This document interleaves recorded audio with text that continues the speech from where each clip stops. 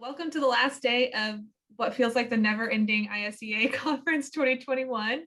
This is our last Friday. We've got some good sessions today. So this first one is Jordan Joly from Families in Nature. She is talking to us about using nature to sustain hope during the pandemic and onwards. I'm going to pass it to Jordan so we can hear all about their upcoming plans. Hi, everybody. I'm Jordan Joly. I'm the program coordinator for Families in Nature. And if you haven't heard of us, we're a fairly small nonprofit in Austin, and we've been around for a bit, but we're kind of slowly starting to expand outward, and we've got little branches kind of poking up throughout Texas, and also with the increasing virtual world, we've gotten some guides trained up in Canada now, up in South Carolina. So we're kind of trickling out there. I was the program coordinator. I'm the program coordinator, so I'm in charge of all of the fun things we do, which is so lovely. And I'm going to share my screen. Today, we're going to just kind of talk about how we as an organization kind of adjusted during good old COVID to be able to accommodate and support our community in the best way possible. So this is me as a small child. I have a background in anthrozoology, which is the study of the relationships between humans and animals. And I was fortunate to become Families in Nature's graduate intern while I was doing my master's. And then it trickled over into a full-time program coordinator position. And I've been with them, I guess it's my 3 years now. This is kind of going to be a pretty relaxed discussion, so feel free to ask me any questions through the chat, and I'll try and address them as I go. Also, if you're interested in any of our scholarship information or just ask any more questions, feel free to put your email in the chat, and I can send you guys all a follow-up after this. And there'll be questions at the end if you have any. So, Families in Nature. Our mission is to connect children and their families to nature and to each other through time spent learning, playing, and volunteering outdoors. And our vision is to inspire all families to fall in love with nature and foster the next generation of conservationists. We're an Austin-based nonprofit, as I mentioned before, and we've existed for over 12 years, but we're now on our 6th year as a nonprofit. We were created basically, our founder, Heather, started inviting, her family is super outdoorsy, and started inviting a lot of their neighbors outside to go camping with them. And with this increasing demand, everyone just started wanting to go camping and to learn how to go outside and to learn outdoor skills. And so she decided to turn her nature community, as she called it, into a nonprofit. And so one of our main focuses is on equity. And we tailor a lot of our programming to be accessible to people regardless of background, socioeconomic status, race, ability level, age, all that good stuff. And then we're also a pretty active partner with AIC, Austin Independent School District, and we partner with a lot of the Title I schools to make the outdoors a place that everybody is not only welcome, but comfortable. We do a lot of really fun programming on site for some of the schools. There we go. Here's our DEI statement. I'm not going to read the whole thing out to y'all, but you're welcome to browse it over. We believe nature's for everybody, and we're pretty committed to creating equitable access to nature. So we offer scholarships for all of our programs and try to actively break down a lot of the barriers that prevent families from going outside. Family means to us whatever family means to you, which is a great way to be inclusive, because we've got people coming with their extended family, with their neighbors, with their schoolmates, and it creates a lot of fun. We strive for representation as well, and so we want our guides to be representative of the communities that they come from. And so we've got people from a variety of backgrounds leading different groups all throughout the US now, which is great. So here's some just pictures of some of our events. Last year, pre-COVID, so the 2019-2020 year, We spent almost 35,000 hours in nature with over 2,000 different participants. Um, our programming is for the entire family, as I mentioned, defined by the family, and it's intended for all ages altogether. It focuses on hands-on experiential science.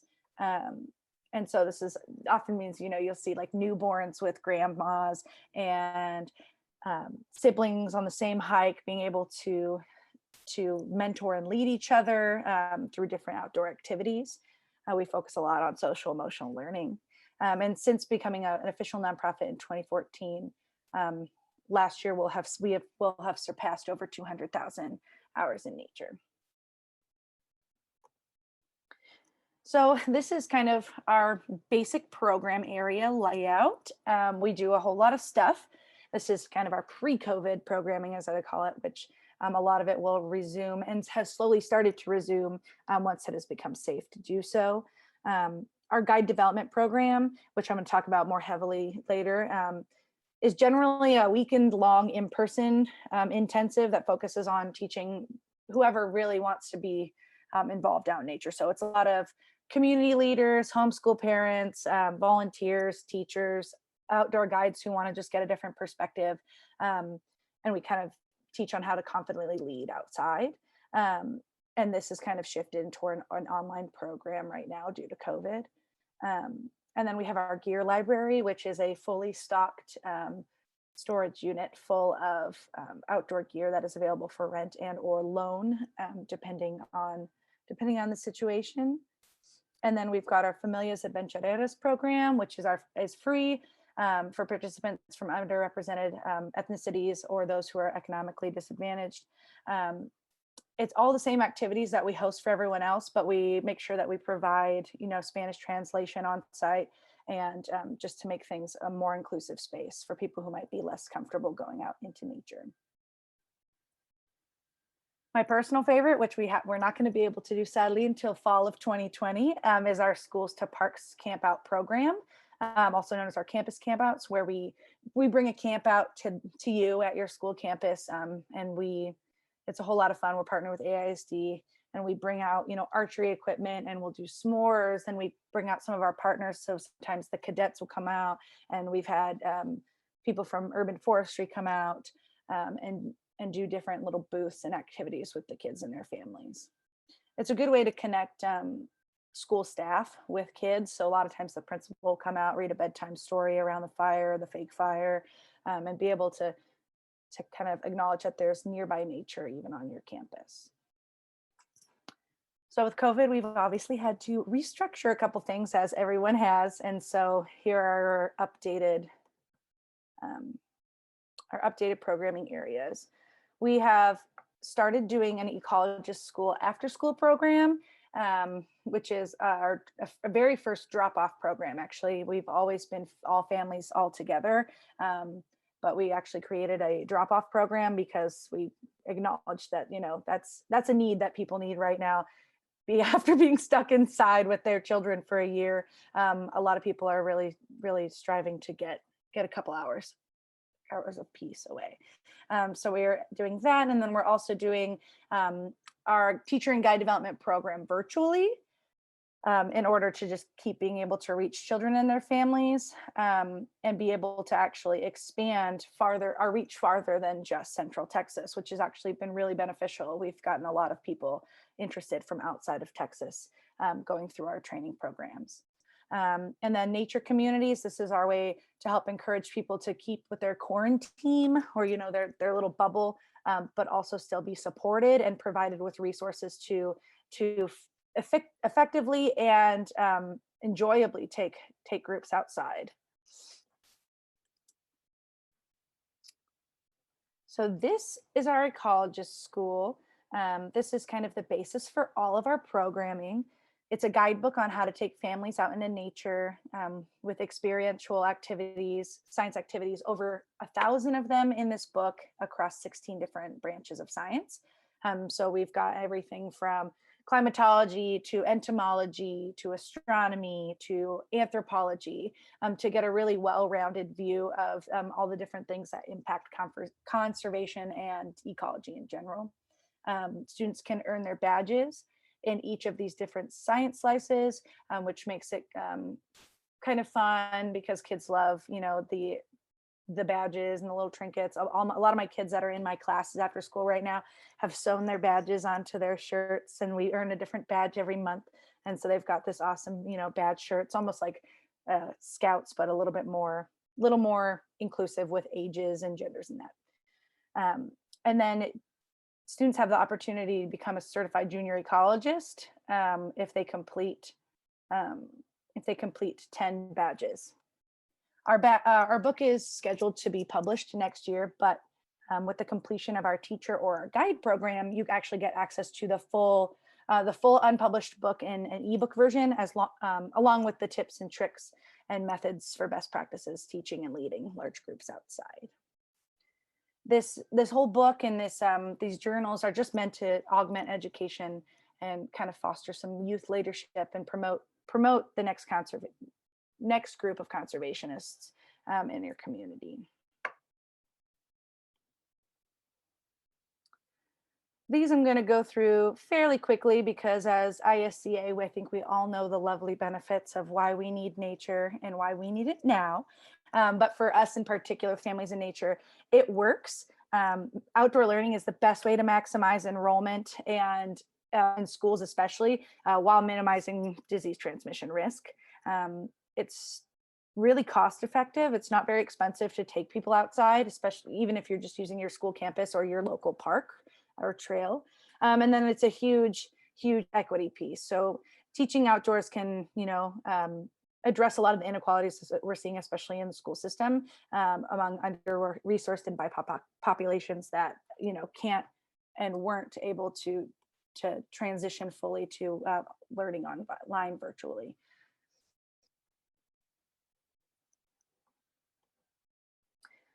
All of the beautiful benefits of going outside as nature lovers, we know, but it's proven that, teaching kids and taking them outside improves their concentration, their interpersonal skills, their engagement, creativity, reasoning, cognitive function, problem solving skills. It has so many incredible benefits, and there's a lot of literature that show the amazing mental and physical advancements for spending time in nature.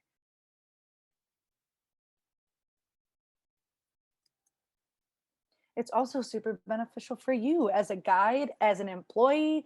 Going out into nature has been associated with increased job satisfaction as well as increased well-being. If you're a daytime teacher or an informal teacher, increased uninterrupted teaching time is one of the huge benefits of teaching outside. And then it also can help create relationships with your students on a little bit of a deeper level.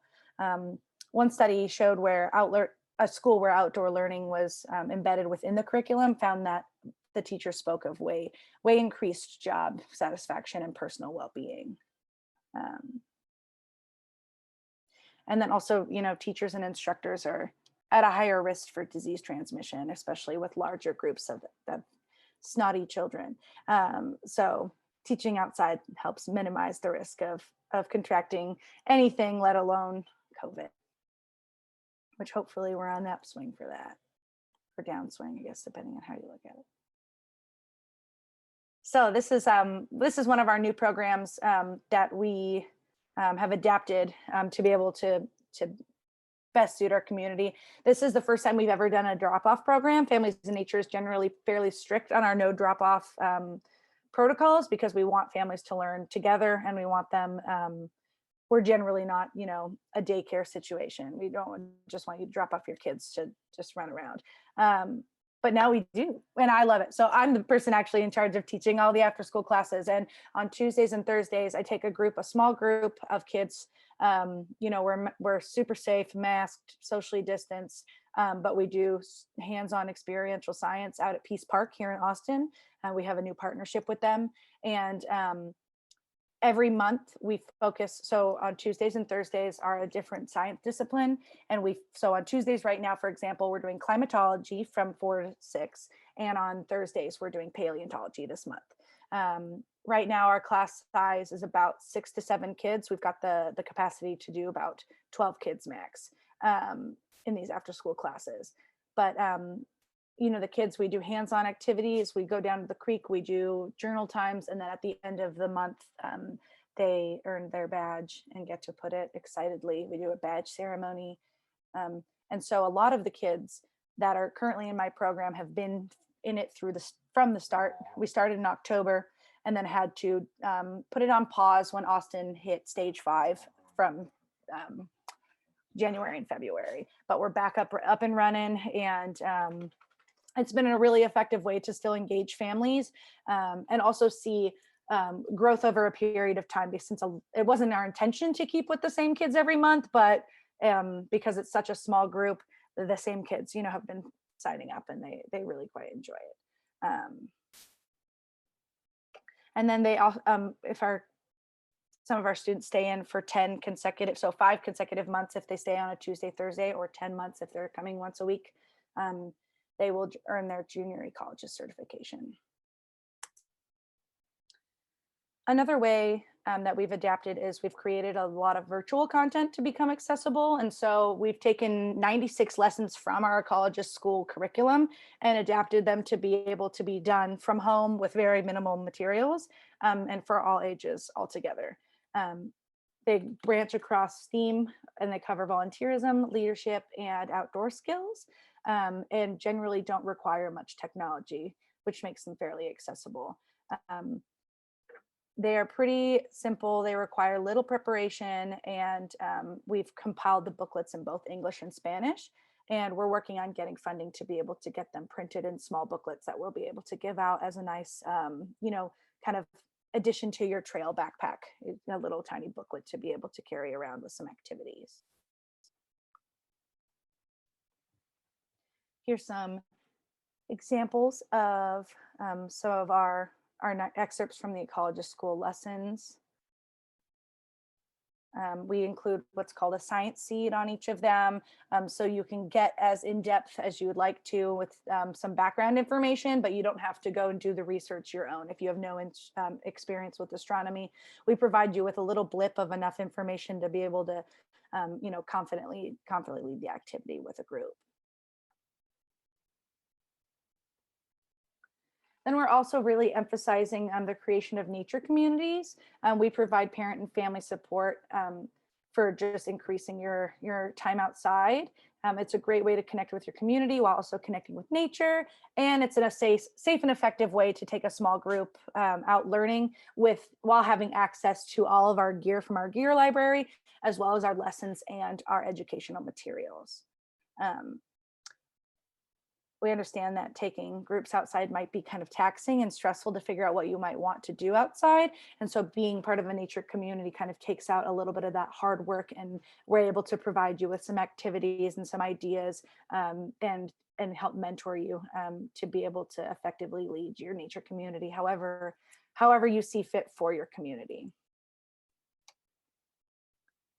All these activities are also really easy to implement regardless of it, an adult's experience or educational background. You don't need to know much about science to be able to encourage observational learning and hands-on science with your kids.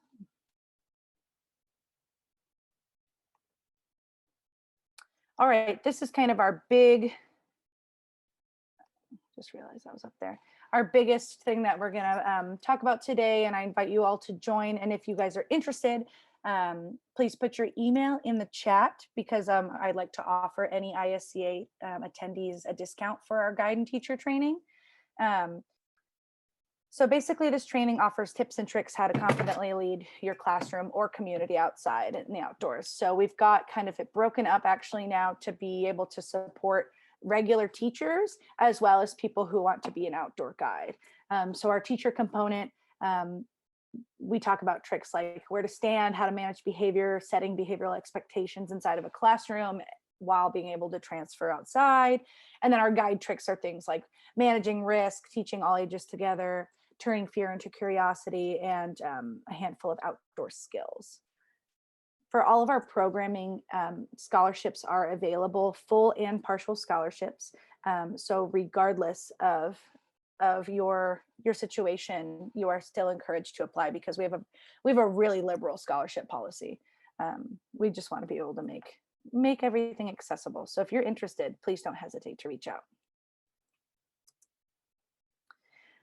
So our guide development program is for anyone who's interested in taking families outside to learn in nature, intended for parents, grandparents, community leaders, environmental educators, professional outdoor guides, and more.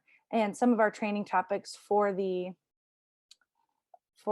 training include why people need nature, how to instill hope and foster love for nature, how to plan a successful adventure, not only successful at the time of the adventure, but also planning a calendar event and getting people to come to your events, risk management, keeping families safe outside, the benefits of teaching outdoors, different discovery teaching methods, and then youth leadership and how to raise up this next generation to be one that is wanting to save the planet.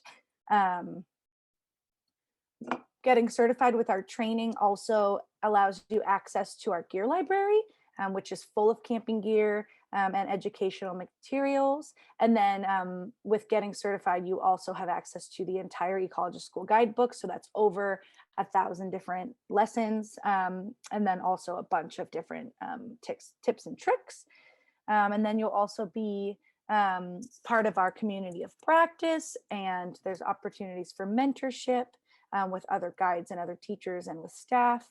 And then you'll have virtually, if you're not close enough, tutorials on how to set up our camping gear and our equipment, just to refresh your knowledge. Let's see. We'll help you create your own nature community as well. And then one of our new things that we've come up with during COVID is we are sourcing outside to be able to provide our guide development training to you. So we're actually going to Palacios here in a couple of months to go train a massive group of teachers from one specific school that are interested in becoming trained as our guides. So if your organization is interested in getting a handful of different people certified, we can come to you.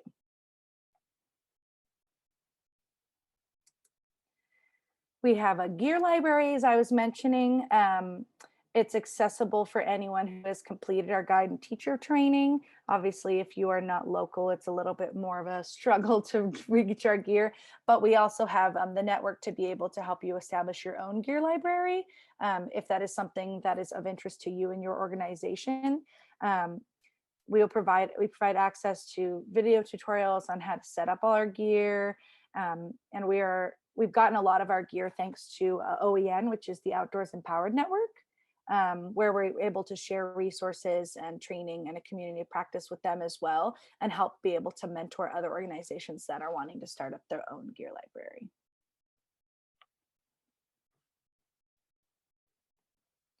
Here is a long list of just a couple examples of the gear that we are able to offer. Just kidding. There we go. So we've got tents, we've got tarps, we've got stoves, sleeping pads, coolers, collapsible shelters, everything you would need to cook. We even have water shoes and rain gear that we're able to loan out as well. With the clothes, we haven't really been doing that much during COVID, but also people really haven't been asking because people haven't been leading massive groups yet.